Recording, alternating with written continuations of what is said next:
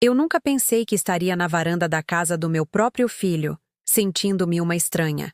Minhas mãos tremiam enquanto eu segurava aquela mala pequena. Tudo o que eu possuía depois de perder meu apartamento cabia em uma única bolsa. 55 anos de vida, reduzidos a algumas roupas e memórias. A chuva tinha começado a cair, e eu podia ouvir vozes lá dentro, o tom grave do meu filho, Davi, misturando-se com as palavras ríspidas de sua esposa, Patrícia. Eu não conseguia entender o que diziam, mas a tensão era inconfundível. Por 28 anos, eu fui o mundo inteiro de Davi.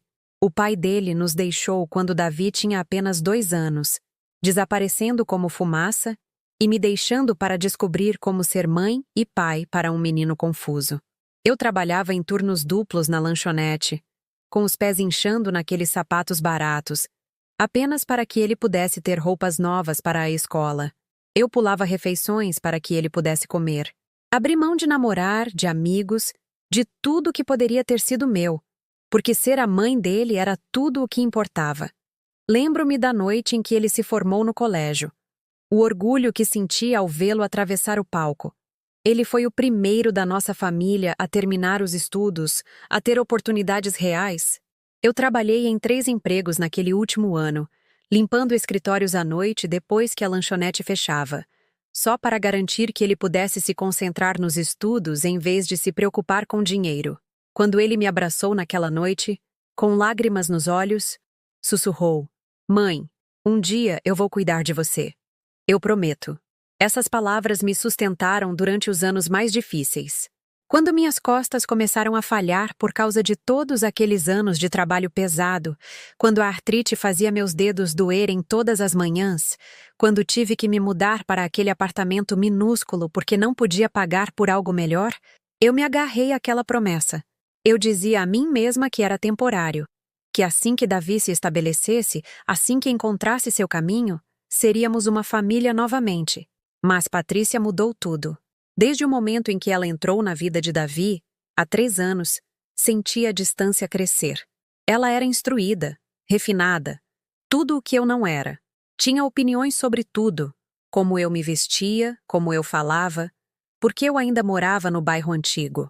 No início, Davi me defendia, mas gradualmente, os sussurros dela se tornaram mais altos que a minha presença. As visitas ficaram mais curtas, os telefonemas menos frequentes e as desculpas mais criativas. De pé naquela varanda, eu podia sentir o peso de cada sacrifício que fiz. Os sonhos que enterrei, as chances que nunca aproveitei, o amor que nunca me permiti sentir, tudo isso foi derramado na criação deste homem que agora era minha única família. A chuva estava ficando mais forte, infiltrando-se na minha jaqueta fina, mas eu não conseguia me forçar a bater. Algo dentro de mim já sabia o que estava por vir. Se você gosta de histórias que tocam o coração e mostram a verdadeira força humana, por favor, inscreva-se em nosso canal. Estamos trabalhando para chegar a 1000 inscritos, e isso realmente ajuda nosso trabalho. E comente abaixo para nos dizer de que cidade você está assistindo. Pela janela, eu podia vê-los em sua linda sala de estar. Os móveis que eu nunca poderia comprar. As obras de arte nas paredes que ajudei a pintar quando se mudaram. A vida que sonhei que um dia poderíamos compartilhar. Patrícia gesticulava com as mãos, suas unhas perfeitamente feitas refletindo a luz. Davi sentava com a cabeça entre as mãos, e por um momento, pensei que talvez ele estivesse me defendendo. Talvez estivesse dizendo a ela que sua mãe precisava de ajuda, que família significava algo. Mas quando ele levantou o olhar, quando seus olhos encontraram os meus através daquela janela manchada de chuva, vi algo que partiu meu coração em pedaços que eu não sabia que poderiam ser quebrados. Não era amor, preocupação ou mesmo culpa. Era vergonha. Eu era uma vergonha para ele. Sua mãe, que lhe dera tudo, era agora algo a ser escondido, algo que não se encaixava na vida que ele construiu. Foi quando entendi a verdadeira tragédia de amar alguém tão completamente que você se perde no processo. Eu estive tão ocupada sendo sua mãe que me esqueci de continuar sendo uma pessoa. Tornei-me invisível na minha própria história. existindo apenas em relação a ele, sem identidade além do que eu podia dar ou fazer pelos outros. E agora, até mesmo esse papel estava sendo tirado de mim.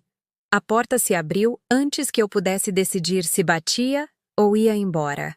Davi estava lá, alto e bonito em sua camisa cara, em nada parecido com o menino que costumava rastejar para a minha cama durante as tempestades.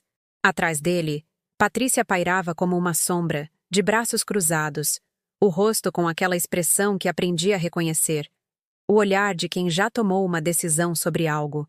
E esse algo era eu. Mãe, disse ele. E até aquela única palavra soava diferente agora.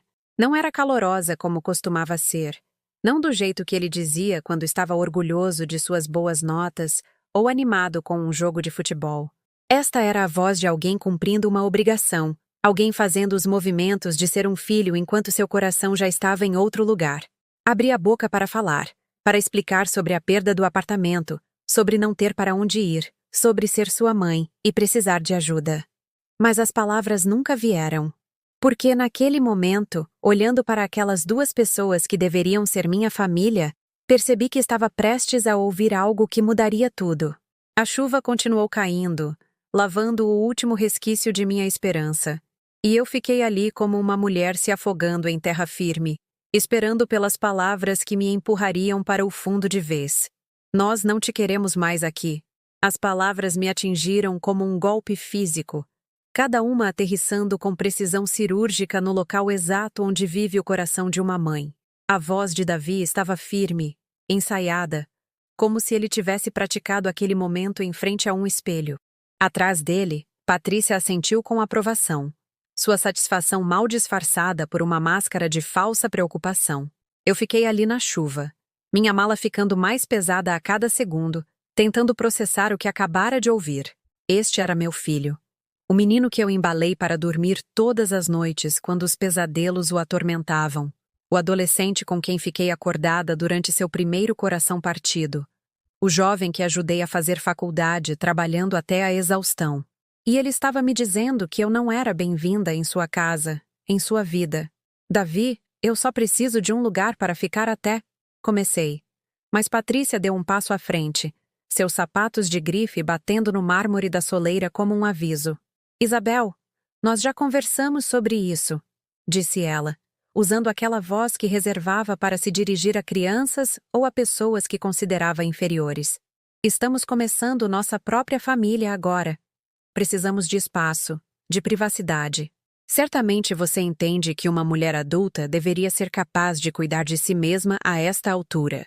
Uma mulher adulta deveria ser capaz de cuidar de si mesma. A ironia era sufocante.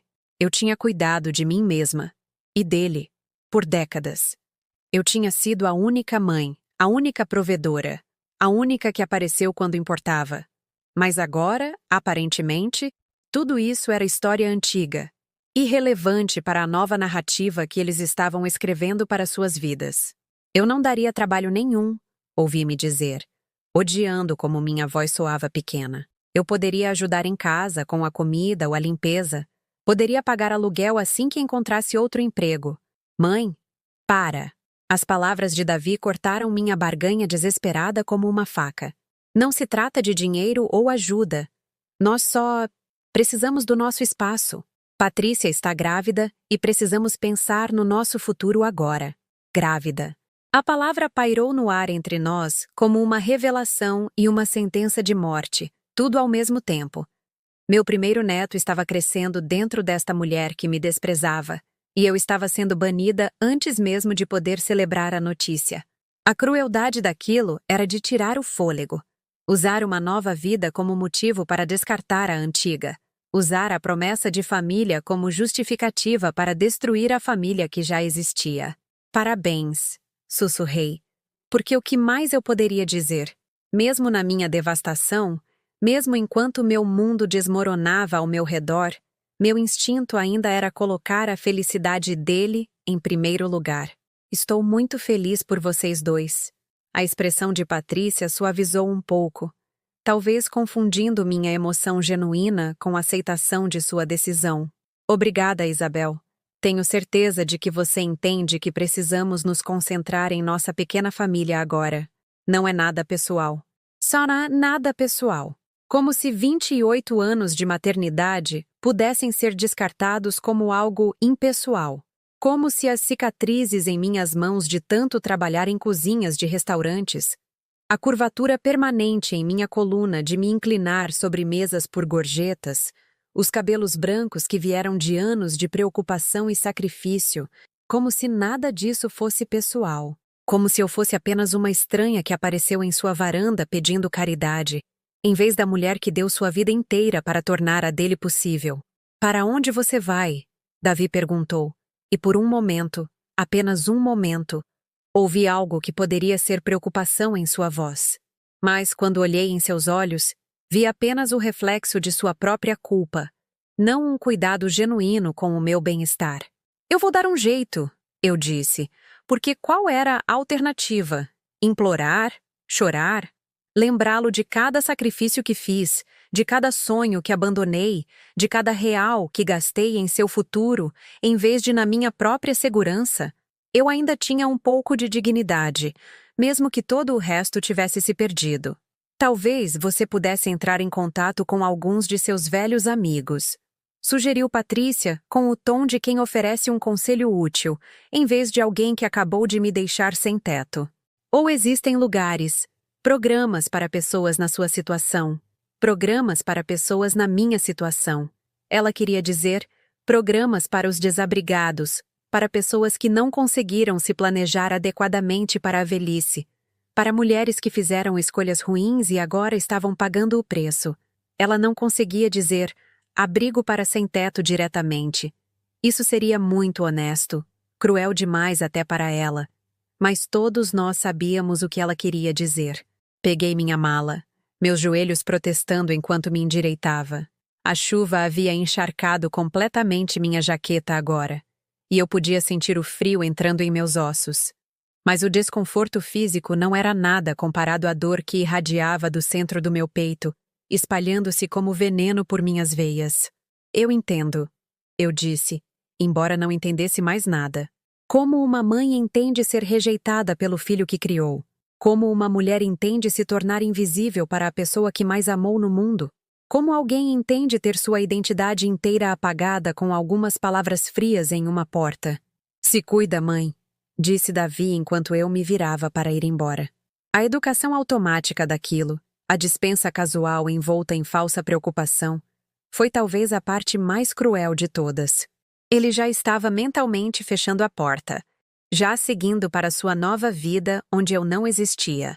Caminhei pela entrada impecável da casa deles, passando pelos carros de luxo e pelo paisagismo bem cuidado que eu ajudei a tornar possível através de anos de sacrifício. Meus passos ecoavam no pavimento molhado, cada um me levando para mais longe da única família que me restava, mais fundo em uma escuridão que eu nunca imaginei ser possível. Atrás de mim, ouvi a porta se fechar com um clique suave e final. Nenhum barulho dramático, nenhuma voz alterada. Apenas o som quieto e civilizado de uma família se isolando do inconveniente de uma mãe envelhecida que não servia mais aos seus propósitos. A luz da varanda se apagou um momento depois, deixando-me na escuridão completa, exceto pelas luzes da rua que iluminavam meu caminho para lugar nenhum. Enquanto eu me afastava da casa do meu filho, da vida do meu filho, senti algo mudar dentro de mim. A mãe desesperada e suplicante que estava naquela varanda estava morrendo a cada passo, e eu ainda não sabia o que surgiria para tomar seu lugar. Tudo o que eu sabia era que a mulher que dera tudo finalmente recebera algo em troca. A verdade sobre o quão pouco tudo aquilo importara para a pessoa que mais importava para ela. O abrigo cheirava a desinfetante e a sonhos desfeitos. Sentei-me na cama estreita que me designaram, encarando a tinta descascada na parede enquanto mulheres ao meu redor sussurravam suas próprias histórias de abandono e traição. Algumas eram mais jovens, vítimas de violência doméstica ou vício.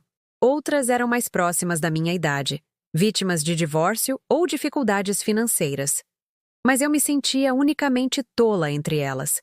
A única que fora descartada pela própria pessoa que sacrificara tudo para criar. Primeira noite? Perguntou a mulher na cama ao lado da minha. O nome dela era Rosa, e ela tinha olhos gentis que já tinham visto demais. Fica mais fácil, não melhor, mas mais fácil. Eu assenti, sem confiar na minha voz. Durante o processo de admissão, tive que explicar minha situação para uma assistente social que não poderia ser mais velha que Davi. Ela me olhou com uma mistura de pena e confusão, claramente se perguntando como uma mulher da minha idade tinha acabado sem apoio familiar, sem economias, sem um plano B. Como você explica que colocou todos os seus ovos na mesma cesta e que essa cesta era o amor do seu filho? Os dias se misturaram em uma névoa de currículos enviados e cartas de rejeição. Qualificada demais. Diziam sobre as vagas que eu precisava desesperadamente. Sem qualificação suficiente. Diziam sobre qualquer coisa que pagasse o suficiente para fazer diferença. Minha idade jogava contra mim de maneiras que nunca eram ditas abertamente, mas eram brutalmente óbvias. Os empregadores viam cabelos grisalhos e viam despesa, risco, alguém que poderia precisar de licença médica ou de um plano de saúde que eles não queriam fornecer. Comecei a pegar ônibus pela cidade apenas para caminhar pelos bairros onde Davi e eu costumávamos morar, passando pela escola primária onde fui voluntária toda sexta-feira por 6 anos, passando pelo parque onde o empurrei nos balanços até meus braços doerem. Dizia a mim mesma que estava procurando emprego, mas na verdade estava tentando me lembrar de quem eu era antes de me tornar invisível. A pior parte era como minha mente continuava repassando cada interação com Patrícia, procurando por sinais que eu perdi, momentos que eu poderia ter lidado de forma diferente. Talvez se eu tivesse apoiado mais o relacionamento deles desde o início. Talvez se eu tivesse me esforçado mais para criar um laço com ela, para mostrar interesse em sua carreira, suas opiniões, seus planos. Talvez se eu tivesse sido mais grata, menos carente, se de alguma forma eu tivesse me tornado indispensável em vez de inconveniente. Mas então, eu me lembrava do rosto de Davi naquela porta. Não em conflito, não angustiado, mas determinado. Aquilo não tinha sido apenas ideia de Patrícia.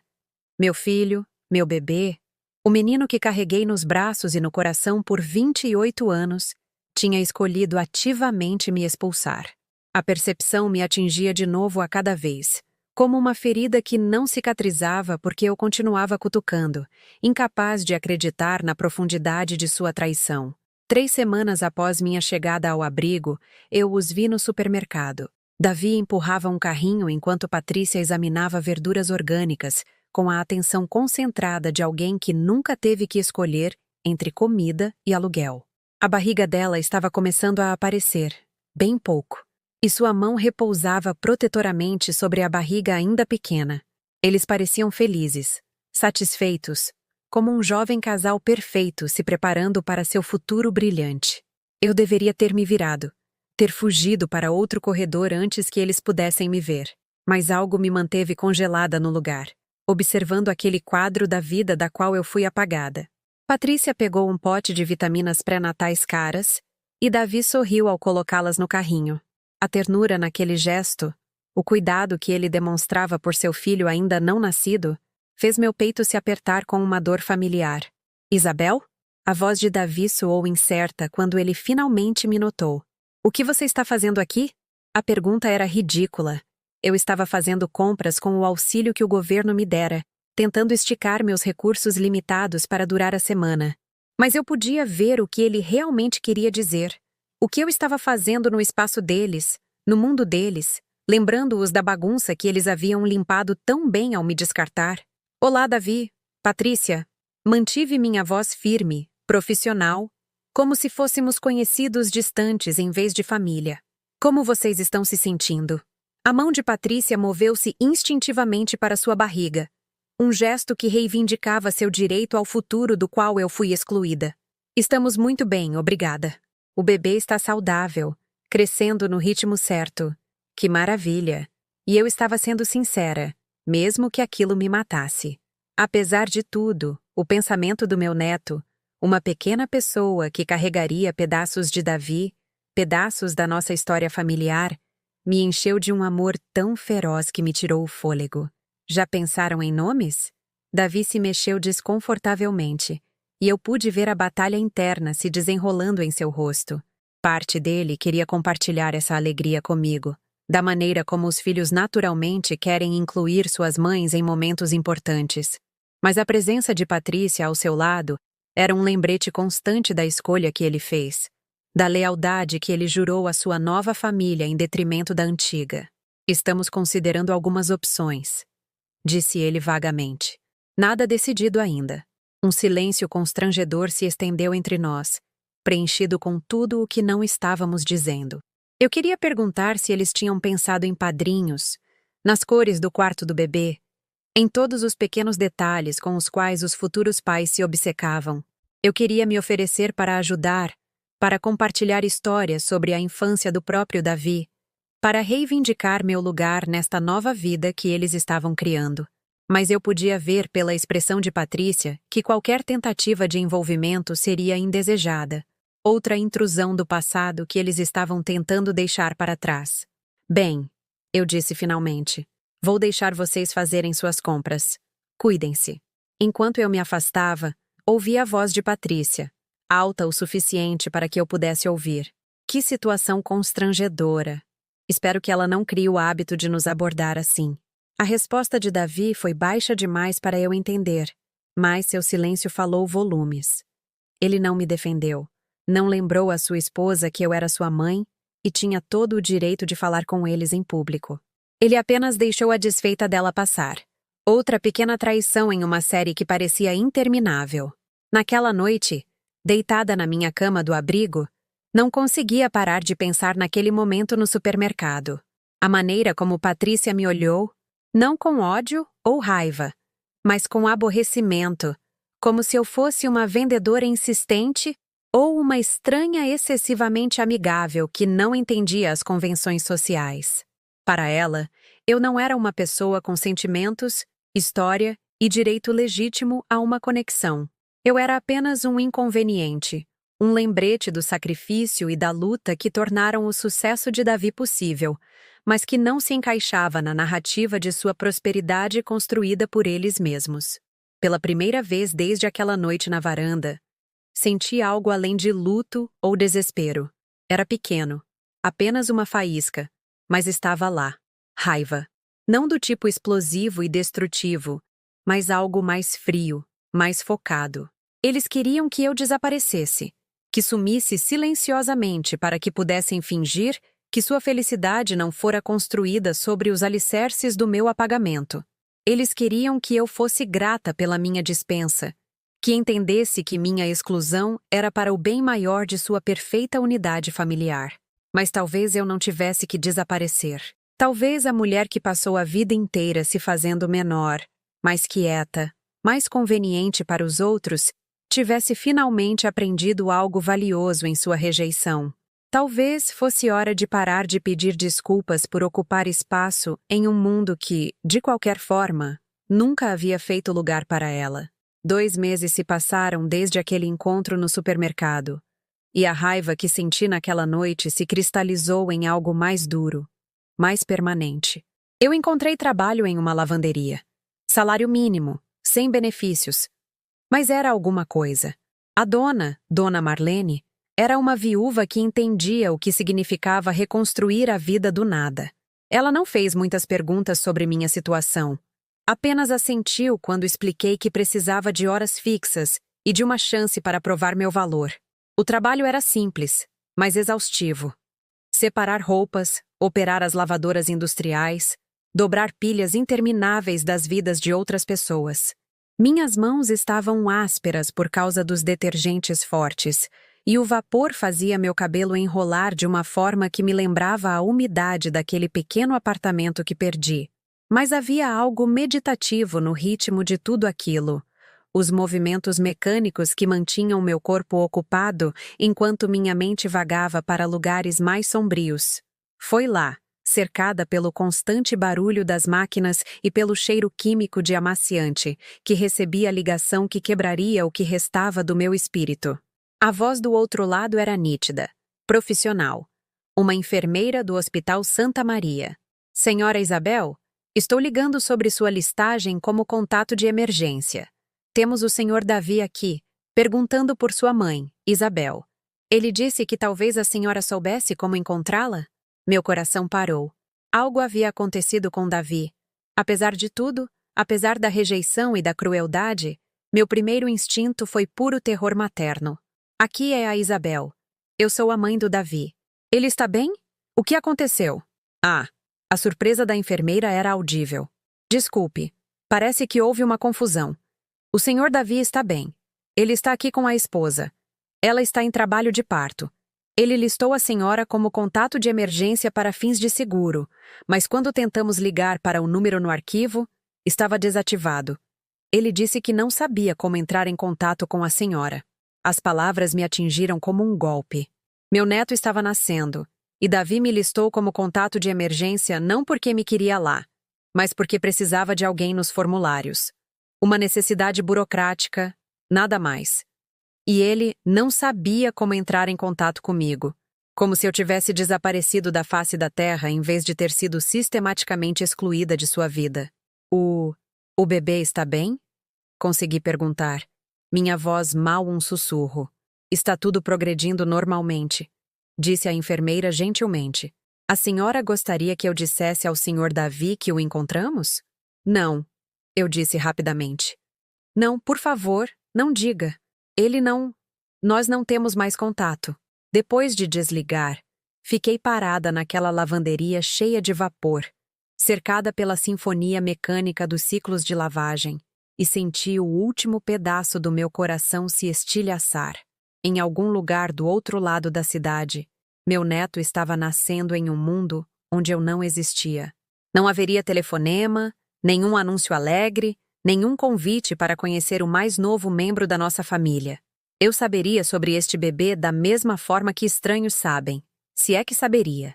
Dona Marlene me encontrou chorando sobre uma carga de toalhas 1 hora depois. Ela não disse nada, apenas me entregou um lenço de papel e deu um tapinha no meu ombro com a compreensão que vem de quem sobreviveu à sua própria cota de corações partidos. Naquela noite, caminhei pelas ruas do nosso antigo bairro novamente, mas desta vez parecia diferente. Não era nostalgia ou esperança. Era um cortejo fúnebre para a mulher que eu fui. A mãe que pensei que era. Parei em frente à escola primária de Davi, onde os brinquedos do parquinho projetavam longas sombras na luz do entardecer. Lembrei-me de empurrá-lo naqueles balanços, de pegá-lo no final do escorregador, de fazer curativos em joelhos ralados e de beijar as lágrimas para que passassem. Ele tinha sido uma criança tão sensível, sempre preocupado com a justiça, em garantir que todos se sentissem incluídos. Quando outras crianças eram malvadas com o excluído da turma, Davi o convidava para sentar conosco na hora do lanche. Quando eu tinha que trabalhar até tarde, ele deixava pequenos desenhos no meu travesseiro com mensagens como "Eu te amo, mamãe", escritas com sua cuidadosa caligrafia de 7 anos. O que havia acontecido com aquele menino? Quando a compaixão foi substituída pelo cálculo frio? Quando o amor se tornou condicional à conveniência? Encontrei-me na antiga igreja onde frequentávamos as missas quando Davi era pequeno. Não porque eu fosse particularmente religiosa, mas porque era uma forma de cuidado infantil gratuito durante seus programas, e a congregação era gentil com mães solteiras em dificuldades. Padre Miguel ainda estava lá, mais grisalho agora, mas com os mesmos olhos gentis que me viram passar por alguns dos meus momentos mais sombrios quando Davi era jovem. "Isabel", disse ele quando me encontrou sentada na igreja vazia. "Há quanto tempo? Não consegui falar no início. Como você explica a alguém que te conheceu como uma mãe dedicada que seu filho te descartou como lixo? Como você admite que tudo em que construiu sua identidade se revelou sem sentido? Eu falhei", finalmente sussurrei. "Eu dei tudo a ele, e não foi o suficiente. Ele não me quer mais." Padre Miguel sentou-se ao meu lado no banco onde Davi e eu havíamos sentado em inúmeras missas, onde ele se mexia inquieto durante os sermões e adormecia no meu ombro durante as missas noturnas. "Conte-me o que aconteceu", disse ele simplesmente. E eu contei. Tudo. O despejo, a rejeição, o abrigo, o emprego na lavanderia, A ligação sobre o bebê nascendo em um mundo onde eu fui oficialmente apagada. Padre Miguel ouviu sem julgamento, assentindo ocasionalmente, com suas mãos enrugadas cruzadas no colo.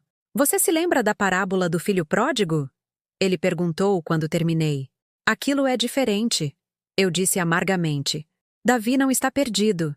Ele escolheu me deixar para trás. Ele não está esbanjando sua herança. Ele está negando que eu lhe dei uma. Talvez, disse Padre Miguel em voz baixa. Mas a história não é realmente sobre o filho que partiu. É sobre o pai que esperou. E, mais importante, é sobre o filho que ficou em casa, mas que nunca entendeu o que era o amor de verdade. Eu olhei para o crucifixo pendurado acima do altar, lembrando de todas as vezes que sentei neste exato lugar, orando por forças para passar por mais uma semana, mais um mês, mais um ano de sacrifício. Eu pensava que Deus estava testando minha devoção como mãe. Agora me perguntava se talvez Ele estivesse me preparando para algo totalmente diferente. Eu não sei mais como esperar, admiti. Não sei como ter esperança de que alguém escolha me amar quando já provou que não me ama. Então talvez, disse Padre Miguel gentilmente, seja a hora de parar de esperar. Talvez seja a hora de escolher a si mesma. Naquela noite, pela primeira vez desde a rejeição, não chorei até dormir. Em vez disso, deitei-me na minha cama estreita do abrigo e senti algo que não experimentava há meses. Paz. Não a paz da aceitação ou do perdão, mas a paz que vem de finalmente soltar uma corda à qual você estava se agarrando, que na verdade nunca esteve presa a nada sólido. O menino que criei, o filho a quem dediquei minha vida, se foi. Talvez ele nunca tenha existido da maneira que eu o imaginei. Ou talvez Patrícia tenha apagado sistematicamente as partes dele que poderiam ter permanecido leais a mim. Não importava mais. O que importava era que eu passei 55 anos me definindo através das necessidades dos outros, da felicidade dos outros, do sucesso dos outros. Pela primeira vez na minha vida adulta, eu estava completamente sozinha. E por mais aterrorizante que fosse, também era estranhamente libertador. Não havia mais ninguém para decepcionar, ninguém por quem se sacrificar, ninguém cuja opinião sobre mim importasse mais do que a minha própria. Mas eu ainda tinha algo que eles haviam esquecido, algo que não podiam tirar. Não importa o quão completamente tentassem me apagar de sua história, eu tinha a mim mesma. E talvez, apenas talvez, isso fosse ser o suficiente. A transformação não aconteceu da noite para o dia. Começou com pequenas coisas, mudanças quase imperceptíveis em como eu me movia pelo mundo. Parei de verificar meu celular constantemente, esperando uma ligação de Davi que nunca viria. Parei de fazer o caminho mais longo para o trabalho que passava pelo bairro dele, torturando-me com vislumbres da vida da qual fui exilada. Mais importante, parei de pedir desculpas por existir. Na lavanderia, comecei a notar coisas que estava entorpecida demais para ver antes. Dona Marlene trabalhava 16 horas por dia para manter seu negócio funcionando, mas sempre tinha uma palavra gentil para os clientes idosos que chegavam confusos com as máquinas. Havia Maria, uma jovem mãe que trazia seus 3 filhos porque não podia pagar uma creche, e de alguma forma fazia toda a aprovação parecer uma aventura para eles. E havia Tomás, um veterano que perdeu a perna no Afeganistão e agora morava em sua van, mas que sempre ajudava outros clientes a carregar suas pesadas cestas sem que lhe pedissem. Essas pessoas tinham histórias, lutas, uma dignidade que existia completamente independente de alguém reconhecê-la. Elas não estavam esperando permissão para importar. Não estavam definindo seu valor pela aceitação ou rejeição de outra pessoa. Estavam simplesmente vivendo, sobrevivendo, encontrando momentos de graça nas circunstâncias mais comuns. Comecei a prestar atenção ao meu próprio reflexo nas janelas da lavanderia. Por meses, evitei espelhos, incapaz de encarar a derrota escrita em meu rosto. Mas agora eu me forçava a olhar. Sim, havia rugas ao redor dos meus olhos que não estavam lá antes da rejeição. Sim, meu cabelo estava mais grisalho, minhas mãos mais ásperas do trabalho. Mas havia algo mais também. Uma firmeza em meu olhar que me surpreendeu.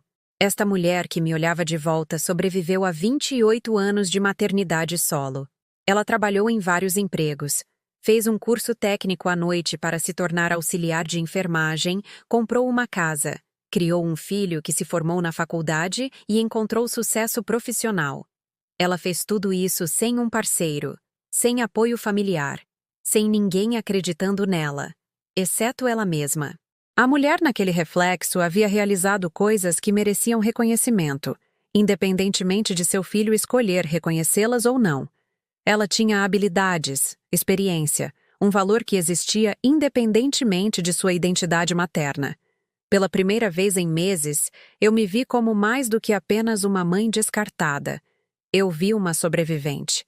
Uma noite, enquanto eu fechava a lavanderia, Dona Marlene se aproximou de mim com um envelope. Isabel, eu estive pensando. Minha filha mora em Curitiba agora, e ela tem me pedido para me mudar para mais perto para ajudar com meus netos. Tenho adiado por causa do negócio, mas... Ela parou, e pude ver a saudade em seus olhos. Ao contrário de mim, ela tinha uma filha que queria sua presença, netos que se beneficiariam de seu amor e sabedoria. O contraste deveria ter sido doloroso, mas em vez disso, senti uma felicidade genuína por ela. A senhora deveria ir, eu disse com firmeza. Família é importante. Foi o que decidi. Ela assentiu. Mas o problema é que preciso de alguém de confiança para gerenciar as coisas aqui enquanto estou fora. Alguém que entenda do negócio, que seja bom com os clientes, em quem eu possa confiar. Não seria a dona, mas seria a gerente. Responsabilidade de verdade, autoridade de verdade e um salário que reflita isso. Eu a encarei, mal compreendendo o que ela estava oferecendo. Dona Marlene, eu não tenho nenhuma experiência em gerenciamento. Você tem algo melhor. Ela interrompeu. Você tem integridade. Você aparece todos os dias, trata as pessoas com respeito, resolve problemas sem drama. Isso não é tão comum quanto se pensa. Ela me entregou o envelope. Isto é o que estou disposta a oferecer se você estiver interessada.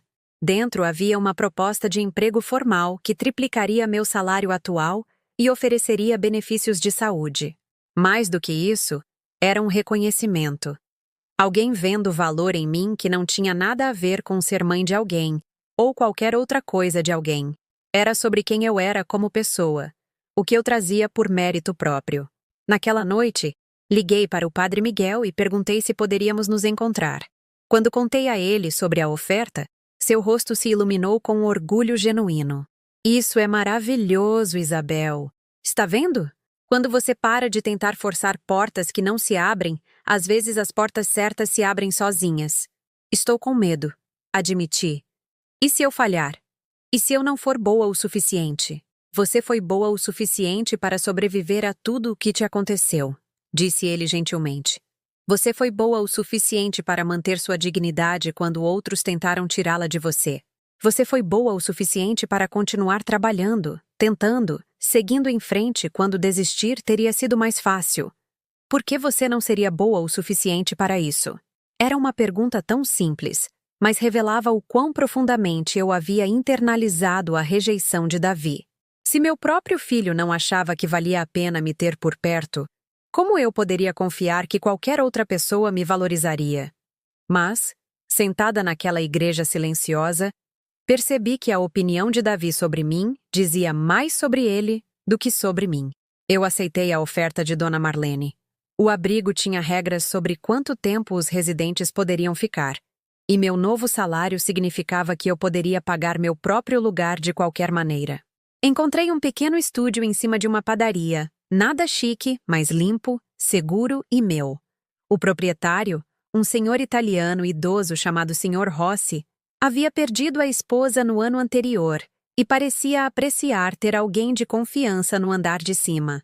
Ao assinar o contrato de aluguel, usando meu próprio nome, pagando o depósito com o dinheiro que ganhei com meu próprio trabalho, senti algo que não experimentava há anos: independência. Não do tipo desesperado e lutador que conheci como uma jovem mãe solteira, mas do tipo confiante que vem de saber que você pode cuidar de si mesma porque já provou isso. O apartamento era minúsculo, mas tinha uma janela que pegava o sol da manhã e uma pequena cozinha onde eu podia preparar minhas próprias refeições. Comprei uma mesa e uma cadeira de segunda mão, alguns pratos, alguns livros do sebo. Nada caro, nada que gritasse sucesso, mas tudo escolhido por mim, para mim, refletindo meus gostos em vez da aprovação de outra pessoa. Comecei a fazer caminhadas noturnas por bairros diferentes, não mais procurando minha vida antiga, mas explorando possibilidades para a minha nova. Descobri uma faculdade que oferecia cursos de negócios à noite e me matriculei em uma aula de gestão de pequenas empresas. Aos 55 anos, eu era uma das alunas mais velhas, mas não sentia mais vergonha de recomeçar. Os outros alunos, alguns recém-saídos do ensino médio, outros em transição de carreira como eu, me acolheram sem julgamento. Nas discussões em sala de aula, minha experiência de vida se revelou valiosa. Quando falávamos sobre relações com funcionários, atendimento ao cliente ou gestão de crises, eu tinha exemplos reais para compartilhar. Minha professora, doutora Martins, frequentemente me chamava porque dizia que minha perspectiva acrescentava profundidade aos conceitos teóricos que estávamos estudando. Pela primeira vez em décadas, eu estava aprendendo algo para mim mesma, não para servir melhor a outra pessoa. Eu estava investindo no meu próprio futuro, no meu próprio crescimento, no meu próprio potencial. Parecia revolucionário. Nas noites em que a solidão se insinuava, quando eu me perguntava sobre os primeiros passos ou as primeiras palavras do meu neto, eu me lembrava de algo que o Padre Miguel havia dito. Amor que te diminui não é amor de verdade. O amor verdadeiro, o tipo que você merece, deve ajudá-la a se tornar mais você mesma, não menos. Eu passei tantos anos me fazendo menor, mais quieta, mais conveniente para os outros que quase esqueci como era ocupar espaço sem pedir desculpas. Mas aqui no meu pequeno apartamento, gerenciando minha própria vida, buscando minha própria educação, construindo meu próprio futuro, eu estava finalmente aprendendo. A mulher que Davi rejeitou estava desaparecendo, mas não por derrota. Ela estava evoluindo, crescendo, tornando-se alguém mais forte e mais completa. Alguém que não precisava da permissão de ninguém para existir, para importar, para prosperar. E lentamente, silenciosamente, eu estava começando a entender que a rejeição deles não tinha sido o meu fim, tinha sido o meu começo. 6 meses gerenciando a lavanderia, e eu mal reconhecia a mulher que me tornei. O negócio estava prosperando sob meus cuidados. Implementei novas políticas de atendimento ao cliente, organizei o espaço de forma mais eficiente e, de alguma forma, consegui aumentar a receita em 30%. Dona Marlene ligava de Curitiba semanalmente, maravilhada com os relatórios que eu lhe enviava, elogiando decisões que eu tomei e que ela nunca teria pensado. Mas mais do que o sucesso profissional, era a confiança silenciosa que mais me surpreendia. Eu andava diferente agora. Me posicionava quando os clientes eram rudes com meus funcionários. Tomava decisões sem me auto-questionar até a paralisia. A mulher que costumava pedir desculpas por respirar, aprendeu a ocupar espaço sem vergonha. Foi em uma manhã de terça-feira que Sara entrou. Eu a reconheci imediatamente, embora parecesse mais velha, mais cansada do que a jovem professora que costumava enviar relatórios tão elogiosos sobre o progresso acadêmico de Davi. Ela estava lutando com uma carga de tamanho industrial do que pareciam ser decorações de sala de aula. O rosto vermelho de frustração enquanto tentava lidar com as máquinas desconhecidas. Dona Isabel? Sua voz era incerta, como se não pudesse acreditar no que estava vendo. Isabel? A senhora é a mãe do Davi, não é? Por um momento, a antiga vergonha tentou ressurgir. Aqui estava alguém da minha vida anterior, descobrindo-me em minhas novas circunstâncias, pronta para julgar o quão baixo eu havia caído. Mas então endireitei os ombros e sorri genuinamente. Sou eu mesma, eu disse simplesmente. E você é a professora Sara. Bem, você era a professora Sara quando deu aula para o Davi na 3ª série. Desculpe, não sei seu nome de casada. Ainda é o mesmo. Ela riu, e algo em sua expressão relaxou. Nunca me casei. Ocupada demais com as crianças, eu acho. Ela gesticulou desamparadamente para as máquinas de lavar.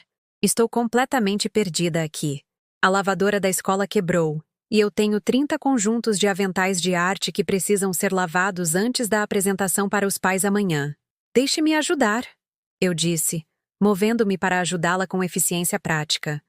Enquanto separávamos os aventais e colocávamos as máquinas para funcionar, ela me observava com espanto crescente. Você realmente sabe o que está fazendo? Observou ela. Você trabalha aqui? Eu gerencio o lugar, eu disse.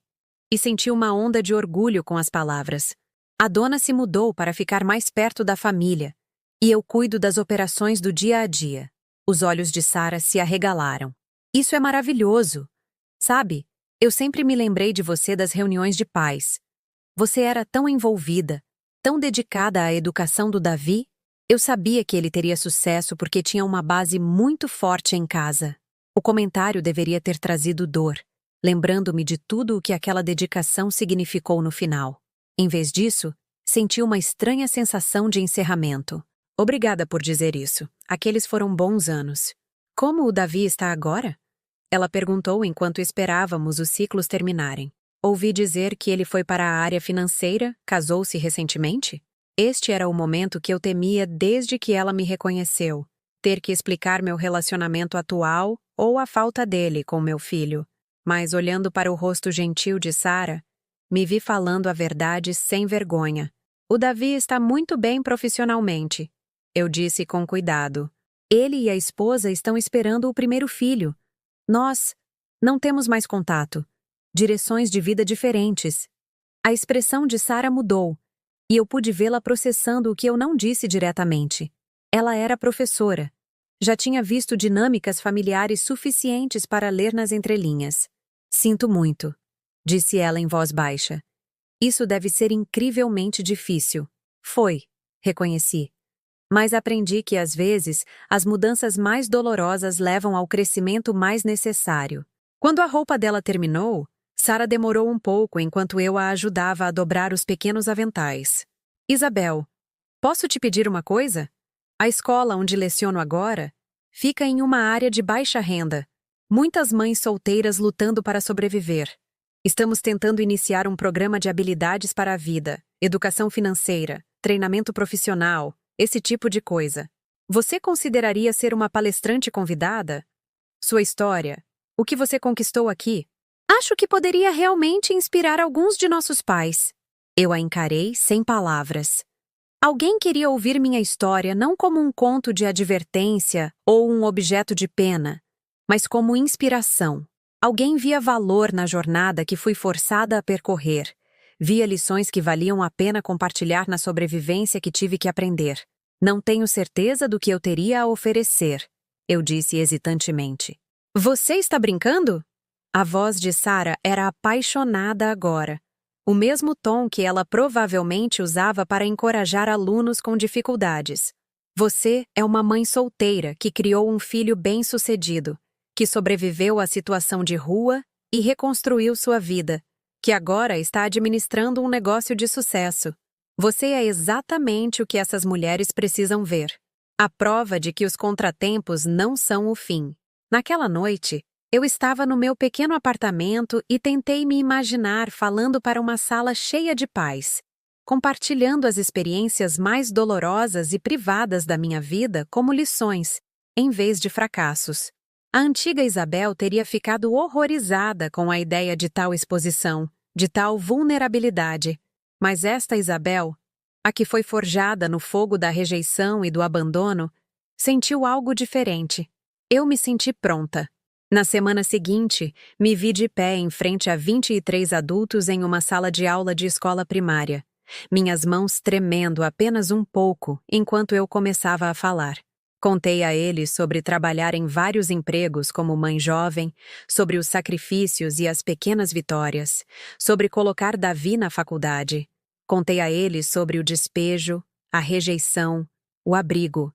Mas, o mais importante, contei a eles sobre a descoberta de que seu valor não é determinado pelo reconhecimento de outras pessoas.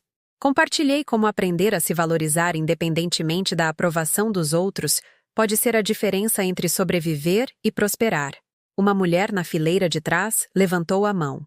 Mas como você se perdoa pelo tempo que perdeu acreditando que não era suficiente? Como para de sentir raiva por todos aqueles anos que você deu? Pensei em Davi, em todos aqueles anos de sacrifício que pareceram significativos, quando eu acreditava que estavam construindo um futuro que me incluía. Pensei na amargura que eu poderia carregar, no ressentimento que seria justificado, mas que no final envenenaria apenas a mim. Eu disse lentamente, que o perdão não é sobre fingir que a dor não aconteceu. É sobre se recusar a deixar que essa dor defina seu futuro. Aqueles anos não foram desperdiçados se me ensinaram algo valioso sobre minha própria força. Após a apresentação, várias mulheres se aproximaram de mim com suas próprias histórias, suas próprias lutas. Uma jovem mãe cujo ex-marido a deixou com 3 filhos e sem qualificações profissionais. Uma mulher mais velha cujos filhos adultos se mudaram para longe e raramente ligavam. Uma avó criando os filhos de sua filha enquanto a filha lutava contra o vício. Cada história era diferente, mas o tema subjacente era o mesmo. Mulheres que deram tanto de si mesmas aos outros que esqueceram que tinham valor independentemente de sua utilidade. Mulheres que, como eu, precisavam aprender que seu valor não dependia da aprovação de outra pessoa. Voltando para casa naquela noite, senti algo que não experimentava há mais de um ano. Um propósito que não tinha nada a ver com ser mãe de alguém, cuidadora de alguém, a solução conveniente de alguém. Tratava-se de ser eu mesma, de compartilhar o que aprendi, de ajudar os outros a descobrir sua própria força. Pensei em Davi e Patrícia, provavelmente colocando o bebê para dormir no quarto que eu nunca veria, lendo histórias de ninar que eu nunca compartilharia. Pela primeira vez, essa imagem não trouxe apenas dor. Trouxe um estranho tipo de paz, como se eu estivesse finalmente separada o suficiente da história deles para desejar-lhes o bem, sem precisar fazer parte de sua felicidade. Eles fizeram a escolha deles, e eu estava fazendo a minha. A diferença era que minha escolha estava expandindo meu mundo em vez de contraí-lo, conectando-me a novas pessoas e possibilidades, em vez de me isolar na segurança do familiar. Ao subir as escadas para meu apartamento, percebi que, em algum lugar no processo de reconstruir minha vida, eu parei de esperar que eles percebessem o que haviam perdido. Eu comecei a construir algo que eles nunca poderiam tirar de mim, um senso de identidade que pertencia inteiramente a mim. Era uma noite fria de março, quase 18 meses depois daquela noite na varanda, quando ouvi as batidas desesperadas na porta do meu apartamento. Eu estava corrigindo os planos de negócios dos meus alunos do curso noturno. Comecei a dar uma pequena aula de empreendedorismo na faculdade, quando a batida frenética começou. Pelo olho mágico, eu o vi. Davi estava no corredor, seu casaco caro amarrotado, seu cabelo geralmente perfeito, desgrenhado. Seu rosto estava pálido, quase cinza, e havia algo em seus olhos que eu não via desde que ele era uma criança assustada. Desespero. Por um momento, não me mexi. Parte de mim queria fingir que não estava em casa, deixá-lo experimentar o que era ficar do lado de fora de uma porta fechada, indesejado e mal recebido. Mas a mãe em mim, a parte que aparentemente não podia ser morta por rejeição ou pelo tempo, me compeliu a abrir a porta. "Mãe!" disse ele, e sua voz falhou na palavra como se ele tivesse 12 anos novamente. "Mãe, eu preciso de ajuda." Fiquei na porta, sem convidá-lo a entrar, estudando o homem que um dia fora meu mundo inteiro. Ele parecia mais velho do que seus 28 anos, desgastado por algo que claramente o estava consumindo há algum tempo. Atrás dele pude ver o carro de luxo de Patrícia parado no estacionamento, mas ela permaneceu lá dentro, provavelmente indisposta a se contaminar entrando no meu prédio humilde. "Que tipo de ajuda?" perguntei, minha voz firme e neutra. Posso entrar? Por favor?" Afastei-me e o observei entrar no meu pequeno espaço, seus olhos absorvendo os móveis modestos, a pilha de trabalhos de alunos na minha mesa da cozinha, os livros de negócios nas minhas prateleiras. Ele parecia surpreso com a ordem de tudo, com o senso de vida com propósito que preenchia cada canto. "Aqui é legal." disse ele sem jeito, e pude ouvir a confusão em sua voz. Ele provavelmente esperava me encontrar quebrada, desesperada, grata por qualquer migalha de atenção que ele pudesse me jogar. Obrigada, respondi simplesmente. O que você precisa, Davi? Ele se sentou pesadamente na minha única poltrona, aquela que comprei para mim com meu primeiro bônus de gerente. Por um momento, ele apenas encarou as mãos, e pude vê-lo lutando para começar. Está tudo desmoronando. Ele finalmente sussurrou. A empresa onde trabalho está sob investigação federal por fraude. Eles congelaram todos os nossos ativos, e parece que todos serão acusados como cúmplices, mesmo aqueles de nós que não sabiam o que estava acontecendo. Eu ouvi sem comentar, observando meu filho se desfazer diante de mim. Eu posso ir para a cadeia, mãe. Cadeia de verdade. E mesmo que eu não vá, estou desempregado agora. Ninguém no mercado financeiro vai me contratar depois que esse escândalo estourar. A casa vai ser hipotecada. Não conseguimos pagar as prestações sem o meu salário. Os pais da Patrícia não vão nos ajudar porque dizem que eu deveria ter tido mais cuidado com a empresa para a qual trabalhei. A ironia não me escapou. Os mesmos sogros que provavelmente apoiaram minha exclusão de sua família perfeita, agora se recusavam a ajudar quando essa família enfrentava uma crise real. E a renda da Patrícia? Perguntei.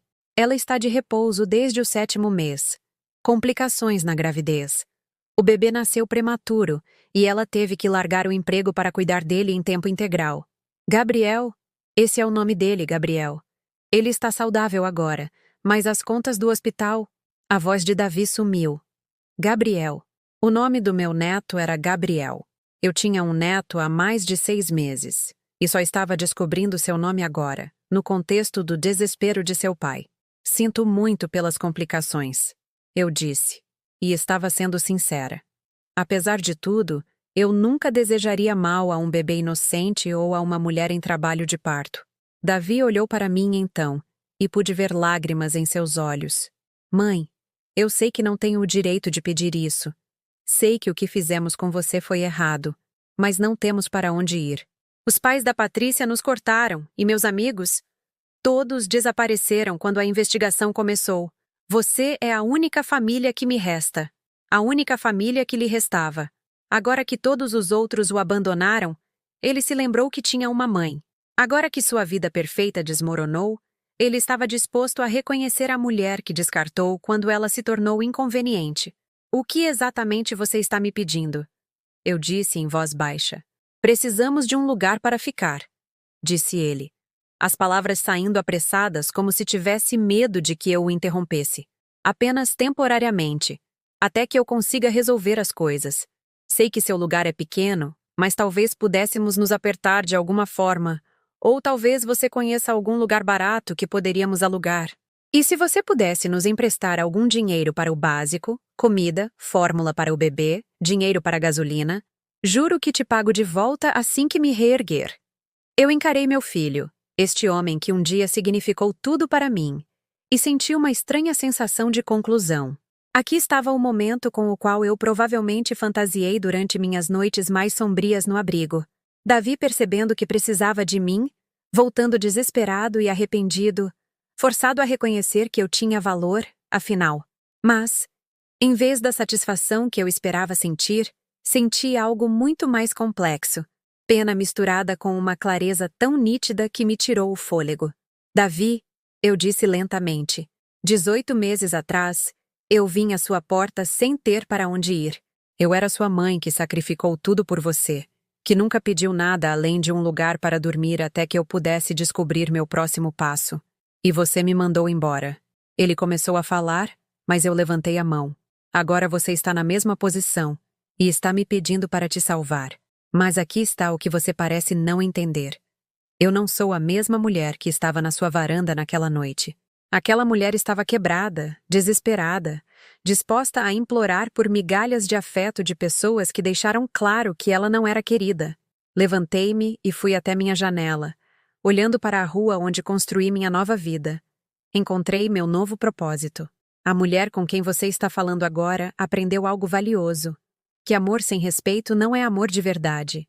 E respeito não é algo que se pode ligar e desligar, dependendo de quão útil alguém é para você. O rosto de Davi se contraiu. Mãe, por favor.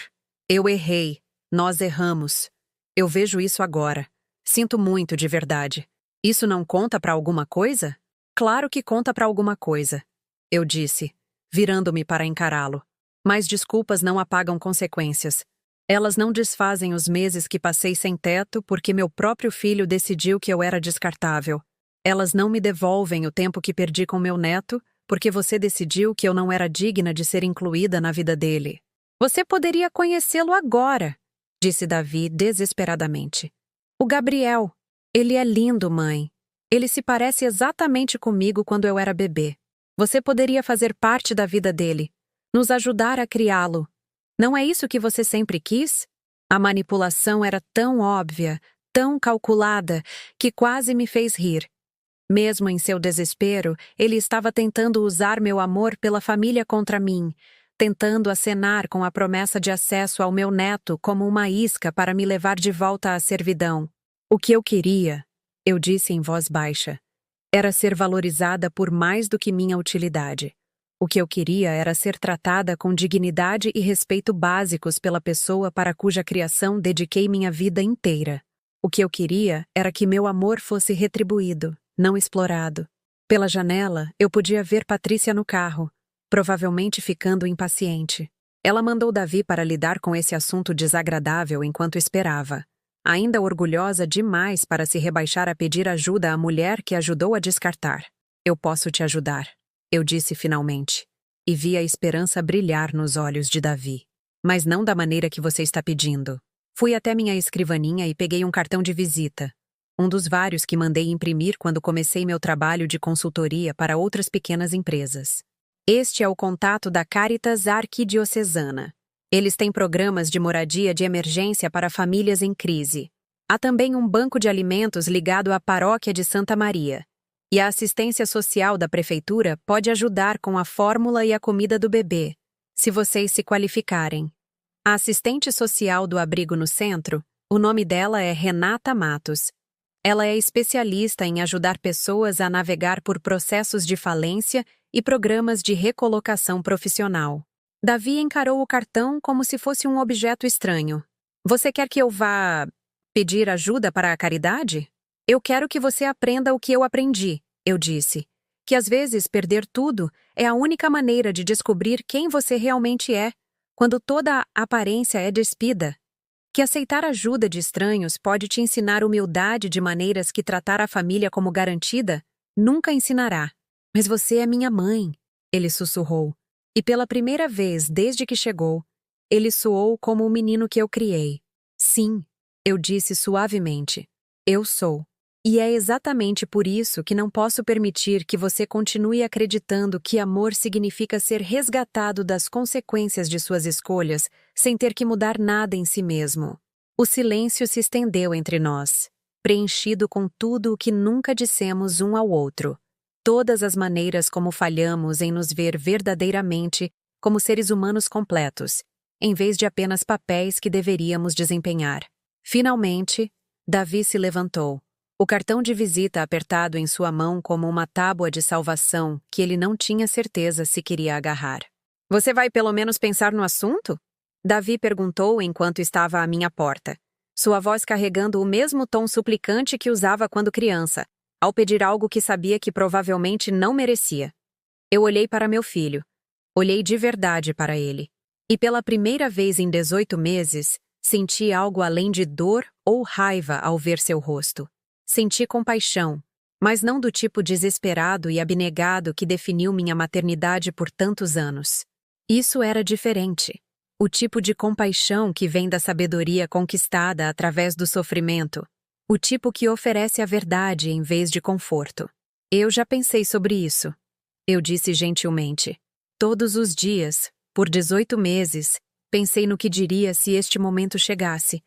E o que aprendi é que o maior presente que posso te dar não é o resgate. É a chance de descobrir sua própria força. Ele assentiu lentamente, embora eu pudesse ver que ele ainda não entendia de verdade. Como poderia? Ele nunca teve que se reconstruir do nada. Nunca teve que descobrir quem era quando todos os marcadores externos de identidade foram arrancados. Eu te amo, Davi. Continuei, e vi seus olhos se encherem de lágrimas. Eu sempre vou te amar. Mas amor não significa dizer sim a todos os pedidos ou consertar todos os problemas. Às vezes, amor significa observar alguém que você ama lutar com as consequências para que possa aprender a valorizar o que tem e a apreciar as pessoas que escolhem permanecer em sua vida. Depois que ele saiu, sentei-me no meu apartamento silencioso e senti uma paz que não sabia ser possível. Não havia mais raiva, nem amargura, nem um anseio desesperado para que as coisas voltassem a ser como eram. Havia apenas aceitação do que aconteceu, de quem eu me tornei, da vida que eu estava construindo e que pertencia inteiramente a mim. 3 meses depois, recebi uma carta. Não um telefonema, não uma mensagem de texto, mas uma carta real, escrita à mão, entregue no meu apartamento. O endereço do remetente era desconhecido, mas a caligrafia era de Davi, mais caprichada que o normal, mais cuidadosa, como se ele tivesse levado tempo para considerar cada palavra. Querida mãe, começava. Eu queria que você soubesse que seguimos seu conselho. Patrícia não gostou muito no começo, mas fomos a Cáritas, e eles nos ajudaram a encontrar uma moradia de transição. A assistente social que você recomendou, a Renata, tem sido incrível. Ela me ajudou a entender o processo legal e me conectou com um advogado especializado em casos como o meu. Acontece que não vou enfrentar acusações criminais. A investigação mostrou que a equipe júnior realmente não sabia o que os executivos estavam fazendo. Mas você estava certa sobre a necessidade de aprender a humildade. Morar em um conjugado com um bebê, fazer compras em bancos de alimentos, aceitar ajuda de estranhos, foi a coisa mais difícil que já fiz. Mas também me ensinou coisas que eu nunca havia entendido antes. Eu entendo agora pelo que você passou quando eu era pequeno. O quão duro você trabalhou para me dar oportunidades que nunca teve. Eu entendo o que lhe custou me colocar em primeiro lugar todos aqueles anos. E eu entendo o quão cruéis fomos ao te mandar embora quando você mais precisava de ajuda. Patrícia e eu temos conversado muito sobre família, sobre que tipo de pais queremos ser, que tipo de valores queremos ensinar ao Gabriel. Nós dois percebemos que temos muito a aprender sobre o amor que não é condicional, sobre a lealdade que não desaparece quando os tempos ficam difíceis. Não estou escrevendo para pedir nada. Estou escrevendo para dizer obrigado. Obrigado por me amar o suficiente para me deixar enfrentar as consequências das minhas escolhas. Obrigado por me mostrar que a verdadeira força não é sobre evitar dificuldades. É sobre encontrar dignidade no meio delas.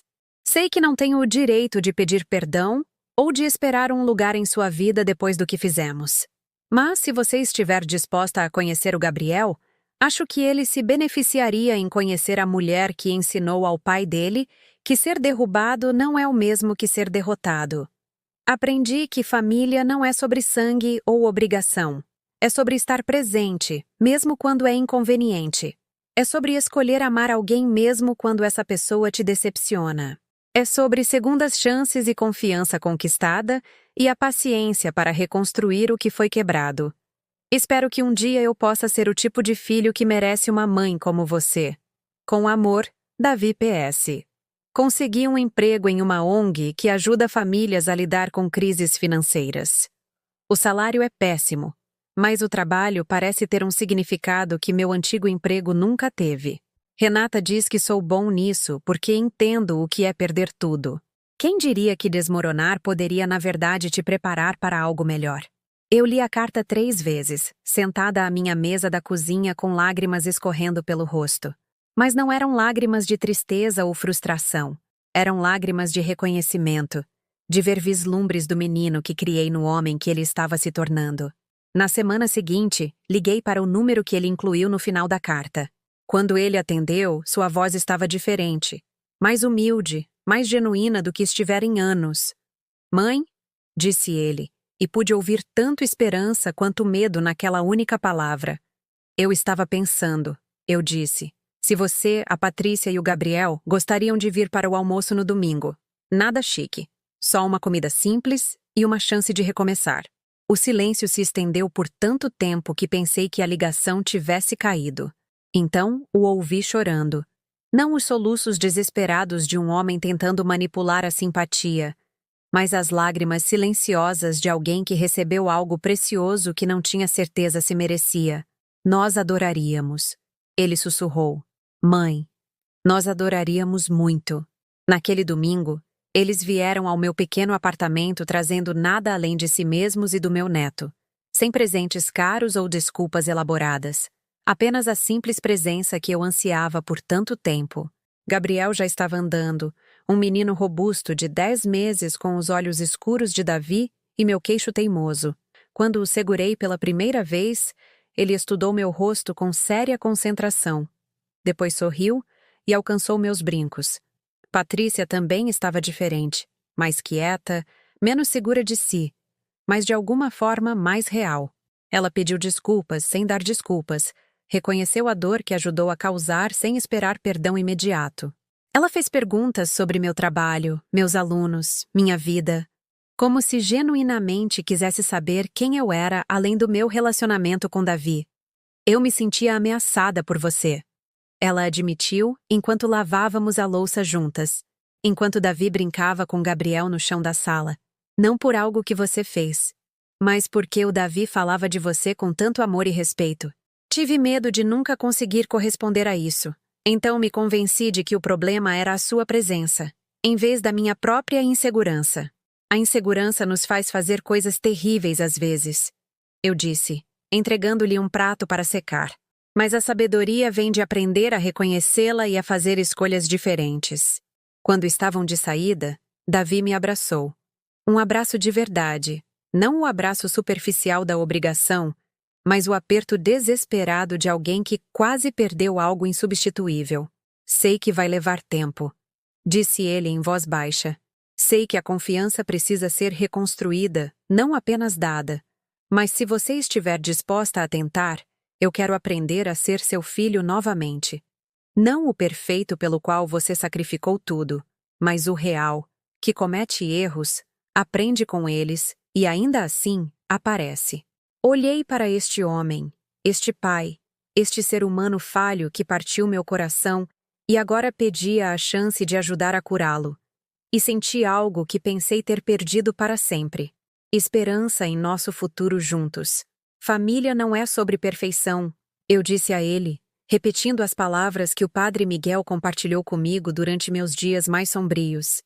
É sobre perdão e crescimento, e escolher amar alguém mesmo depois que essa pessoa te mostrou o seu pior. É sobre segundas chances e a coragem de ser vulnerável o suficiente para pedi-las. Hoje, 3 anos depois daquela noite terrível na varanda, Gabriel me chama de vó. E corre para mim com as mãos melecadas e uma alegria sem limites todo domingo, quando eles vêm para o almoço. Davi e Patrícia são voluntários no abrigo onde uma vez fiquei, ajudando outras famílias a atravessar crises com a dignidade intacta.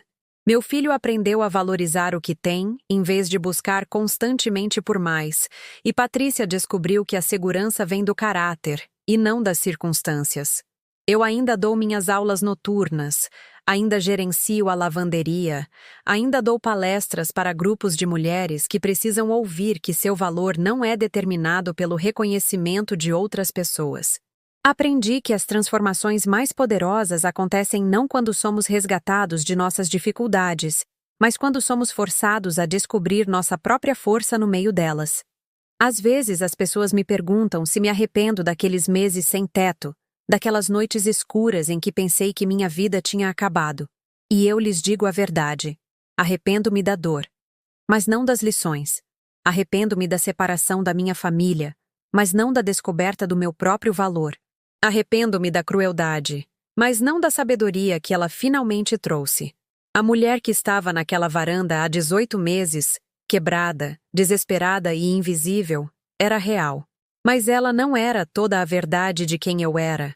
Era apenas a mulher em que me transformei quando esqueci que o amor deve nos expandir, não nos diminuir. Aprendi que, às vezes, as rejeições mais devastadoras são, na verdade, convites para nos tornarmos a pessoa que sempre deveríamos ter sido. E, às vezes, O maior presente que podemos dar a alguém que amamos é o espaço para que descubra sua própria força, mesmo quando vê-lo lutar parte nossos corações. Meu nome é Isabel, e eu sou o suficiente.